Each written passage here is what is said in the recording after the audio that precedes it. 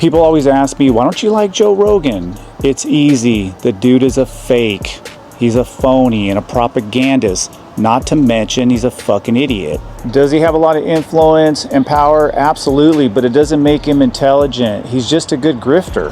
I know he poses as this everyday truth teller, but he makes his money off of selling misinformation and lies. And he's pretty good at it.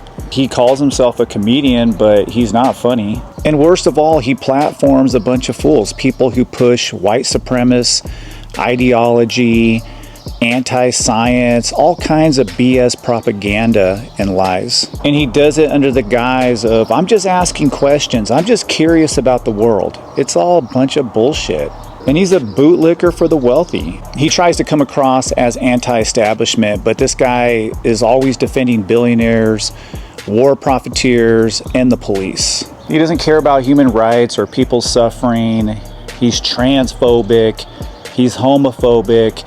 He's made anti-Semitic comments. He's been an echo chamber for some of the worst ideas out there. Not to mention his clownish hypocrisy when it comes to health and wellness.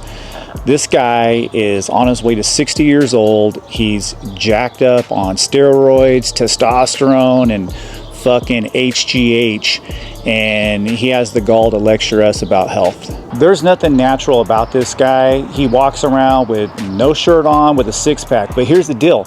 You don't fucking go through puberty again when you turn 55, unless you're sticking a needle in your butt.